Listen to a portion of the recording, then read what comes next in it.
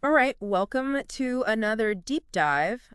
Today we're going to be looking at the case of Rodney Halbower. Rodney Halbower. He's a convicted serial killer, and Wow. yeah, and so our main source material here is this Wikipedia article. And you would think with a Wikipedia article things would be Right. pretty straightforward, but this one gets Yeah. pretty complicated. So Interesting. we're going to delve into his crimes. We're going to look at the twists and turns of the investigation. Hmm. And even a wrongful conviction. So get ready because this case is, Buckle up. yeah, This is going to be a wild one. a wild ride. It really is. You know, what really gets me is that uh, Halbower had already spent almost 50 years in prison by 2015. Wow. I mean, that's almost an entire lifetime, Yeah, you know? And his criminal record is so extensive, and it all started so early. right. It's almost like he was Yeah. destined for trouble from the very beginning. It really does seem that way, yeah. The Wikipedia article details how he was displaying concerning behavior even as a child. Oh, wow. Yeah, so things escalated quickly from truancy to burglaries. Okay. And then came multiple escapes from juvenile detention Right. and even county prison. Wow, that early pattern of breaking free is fascinating. Yeah. You know, it really suggests this deep-seated resistance to authority Yeah. and a willingness to take risks, even if those risks Mm. have serious consequences. Yeah, absolutely. And those tendencies sadly continued as he got older. Absolutely. In 1975, he moved to Nevada, Okay. and he committed a violent sexual assault there. Oh. He was convicted, but before he could be sentenced, I know. he escaped custody. Again. Again. Wow. And that escape placed him right in the vicinity of the Gypsy Hill killings in California. Wow. It's a crucial detail because these murders took place in early 1976, Right. right around the time that Halbower had escaped. Let's talk about the victims. Okay. So between January and April of 76, 5 young women were brutally murdered. Oh my gosh. First, there was 18-year-old Veronica Cascio. Okay. She was found on a golf course, stabbed almost 30 times. Wow. Then, 14-year-old Tanya Blackwell went missing. Her body was discovered months later also with multiple stab wounds. Oh, that's awful. Then 17-year-old Paula Baxter was found. Okay. She had been stabbed, sexually assaulted, and suffered severe head injuries. And those 3, Cascio, Blackwell, and Baxter, were all found in public areas. Right. You know, that adds another layer to this horrific story. Yeah.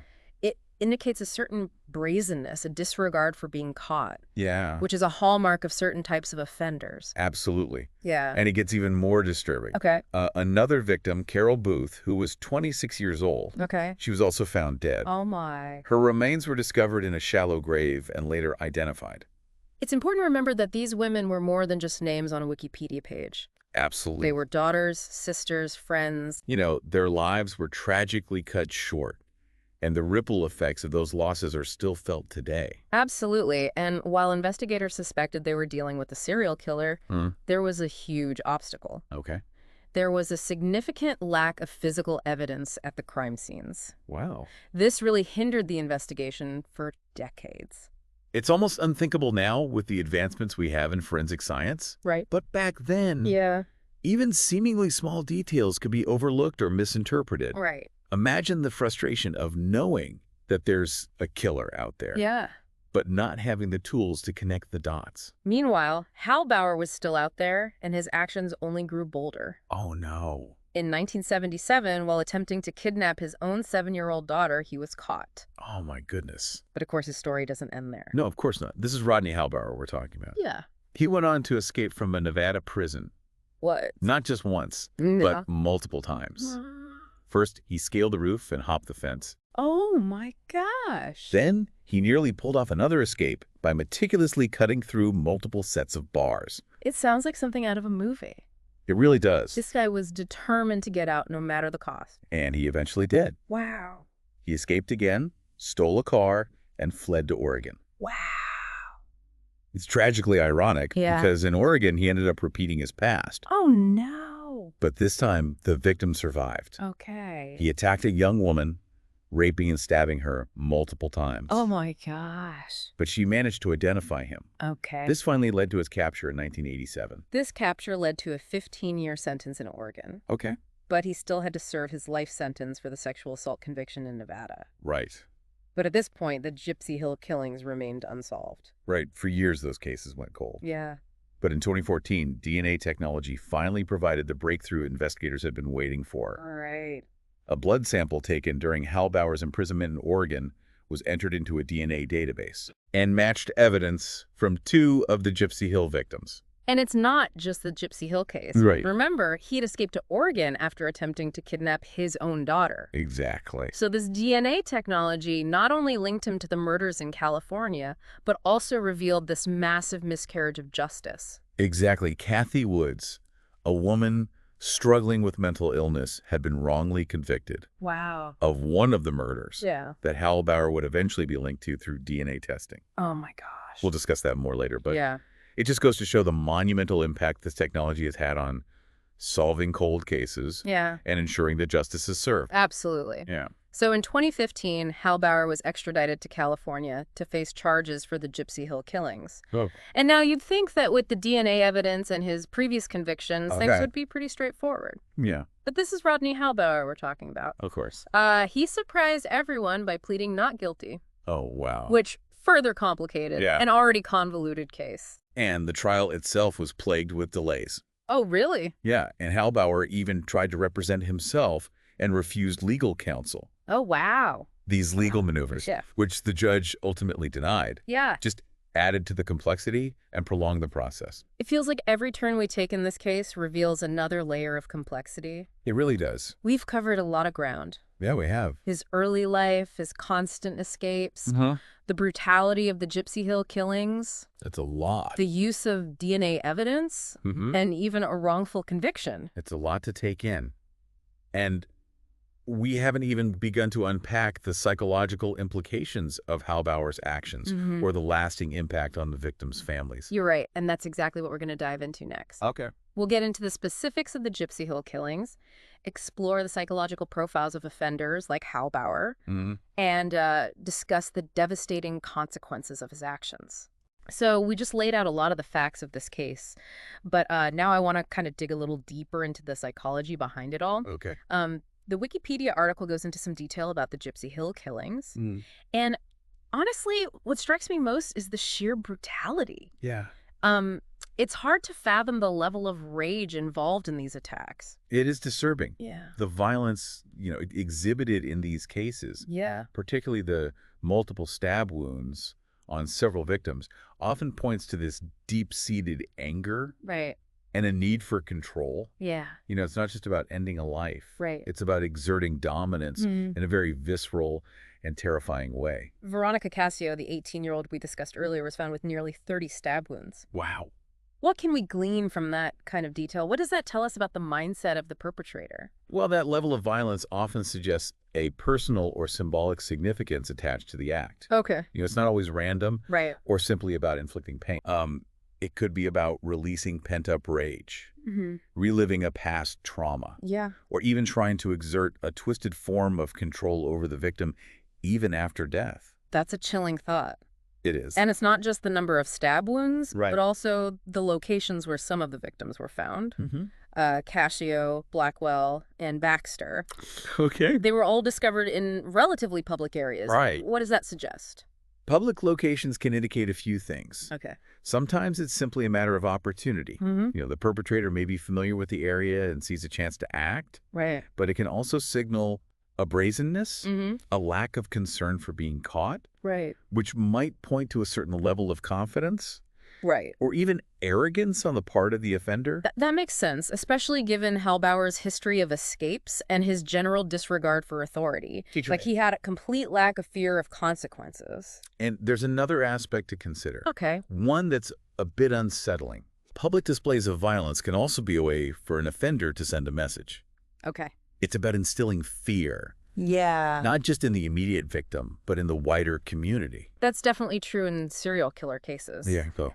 The media often gives these perpetrators nicknames like the San Mateo Slasher in this instance, which only amplifies the fear and notoriety. You're right, those nicknames. Yeah. While sometimes helpful for identifying a specific case, can unintentionally sensationalize the crimes. Yeah. And even create a sort of morbid fascination. Right. It's a delicate balance between informing the public and avoiding unnecessary panic. Right. Or even worse, inadvertently glorifying the perpetrator. It's a good thing that the media landscape has evolved and there's more awareness now about responsible reporting in cases like this. Absolutely. Right. But back when the Gypsy Hill killings were happening, there was a lot less sensitivity around these issues. Right. For years, those killings remained a mystery. It wasn't until 2014 when DNA technology entered the picture. That things really started to change. It's amazing. Can you talk a little bit about how that technology works and why it was such a game changer? Well, DNA technology really revolutionized criminal investigations. Yeah. It allowed investigators to connect suspects to crime scenes with a level of certainty that was previously impossible. Right. In Halbower's case, it was a blood sample taken during his imprisonment in Oregon. Okay. That proved to be the key. Yeah. That sample was run through a DNA database and matched evidence found at the crime scenes of two of the Gypsy Hill victims, Wow. Paula Baxter and Veronica Cascio. It's amazing to think that a tiny sample of blood could solve a case that had been cold for decades. It really is. DNA evidence is incredibly powerful. It's not infallible, of course. Right. And there's still limitations and potential for error. Yeah. But in many cases, it's been instrumental in identifying perpetrators. Right. And even exonerating those who have been wrongly convicted. And that brings us to the case of Kathy Woods. Can you remind our listener about the details of her wrongful conviction and how DNA evidence ultimately set her free? So Kathy Woods was convicted of the 1976 murder of Michelle Mitchell in Reno, Nevada. Right. This was during the same period as the Gypsy Hill killings. Right. And initially, investigators even considered the possibility that Halbower might be involved in Mitchell's death as well. Interesting. However, it was later determined that Halbower was not responsible for that particular murder. Okay. Unfortunately, Kathy Woods, who had a history of mental illness, Right. became a suspect in Mitchell's murder Right. and was ultimately convicted. Yeah. She spent a staggering 35 years in prison Wow. before DNA evidence linked Halbower to the Gypsy Hill killings Right. and also showed that his DNA matched evidence found at the scene of Mitchell's murder. That must have been an incredible moment for her to finally be exonerated after all those years. It's hard to even imagine what she went through. Right. Her case highlights the very real possibility of wrongful convictions and the devastating consequences they can have. Yeah. You know, it also underscores the importance of continuously evaluating evidence and utilizing advancements in forensic science to ensure justice is served. It's a powerful reminder that the justice system isn't perfect. Right. And that mistakes can happen. Yeah. Sometimes with life-altering consequences. You're absolutely right. Yeah. And it raises questions about how to better safeguard against wrongful convictions and how to support those who have been exonerated after enduring such a traumatic experience. So we have Halbower linked to the Gypsy Hill killings through DNA evidence. Right. And Kathy Woods finally exonerated after decades of wrongful imprisonment. It seems like things would be pretty clear-cut at this point. Yeah, you would think. But that's not how this case unfolded. Not at all. Remember, Halbower was already serving a life sentence in Nevada when he was extradited to California to face charges for the Gypsy Hill murders. Right. But instead of accepting the evidence against him, he took a rather unexpected route. Right. He pleaded not guilty. Yeah. Which in itself isn't unusual. Right. But he also attempted to represent himself and refused legal counsel. Interesting. That seems like a strange choice given the circumstances. It's definitely unusual. Yeah. You know, some defendants choose to represent themselves Right. because they distrust lawyers Yeah. or believe they could do a better job, Yeah. while others may simply crave the attention or want to control the narrative. Right. You know, in Halbower's case, it's difficult to say with certainty what his motivations were. Yeah. But it certainly added another layer of complexity to the proceedings. And those proceedings were anything but smooth. Right. The trial faced numerous delays, partly due to Halbower's legal maneuvering and partly due to the sheer volume of evidence and the fact that the crimes had occurred so long ago. It's a good reminder that even with DNA evidence, bringing a case to trial can be a long and arduous process, Right. especially when dealing with cold cases. There's the collection and analysis of evidence, Yeah. tracking down witnesses, Right. maybe difficult to locate or whose memories have faded over time, Right. and then all the legal procedures and potential appeals. Yeah. It's a complicated system, Right. and it doesn't always move quickly. In Halbower's case, the delays and complications didn't end there. Right. The Wikipedia article mentions another possible victim, Denise Lamp, Right. but then states that DNA evidence ultimately linked her murder to a different perpetrator. Yeah. Can you elaborate on that? Yes, initially there was speculation that Halbower might be connected to Denise Lamp's death as well. Okay. The circumstances surrounding her murder shared some similarities with the Gypsy Hill killings. Okay. So investigators were naturally curious. Right. However, further investigation and DNA testing revealed that a man named Leon Seymour Okay. was actually responsible for her murder. It's a good reminder that even when you have a prime suspect, like Halbower, Right. it's crucial to approach each case individually. Absolutely. And not jump to conclusions based on patterns or assumptions. Exactly. Yeah. Thorough and impartial investigations are crucial in every case. Yeah. And as we've seen with Kathy Woods' wrongful conviction, relying solely on circumstantial evidence or assumptions can lead to tragic mistakes. So where do things stand now with Halbower? The Wikipedia article seems to indicate that there are still unresolved issues. That's right, as of the information available. Okay. Halbower is still facing charges for the Gypsy Hill killings in California. Right. However, the trial has faced numerous delays, Yeah. and it's unclear when or even if it will proceed. Right. He's also due to stand trial in Nevada for the murder of Michelle Mitchell, Right. the case that led to Kathy Woods' wrongful conviction. It's almost unbelievable that all these years later, there's still so much uncertainty surrounding this case. It is, but it speaks to the complexities of the legal system Yeah. and the challenges of prosecuting crimes that occurred decades ago. Right. Witness availability, the deterioration of evidence. And legal technicalities can all contribute to delays and complications. It's definitely a lot to unpack. Yeah. And there are still many unanswered questions. Absolutely. But before we get into our final thoughts and wrap up this deep dive, Okay. I want to take a moment to acknowledge the victims and their families. Absolutely. Their lives were forever altered by Halbower's actions. Mhm. And while the legal proceedings may continue, Yeah. the pain and loss they've endured will likely linger long after the trials are over. That's a crucial point. Right. You know, we often focus on the perpetrators in cases like this. Yeah. But it's essential to remember the human cost of their crimes. Right. The victims and their families deserve justice, Yeah. closure, and support as they navigate the aftermath of these horrific events. It's a somber note to end on, but it's an important one. It is. We'll be back after a short break. To wrap things up and leave you with some final thoughts to ponder, so we've covered a lot of ground in this deep dive into Rodney Halbower's case. We've gone through his early criminal history, the escalation of his crimes, the Gypsy Hill killings, the escapes, the eventual use of DNA technology to connect him to the murders, and the wrongful conviction of Kathy Woods.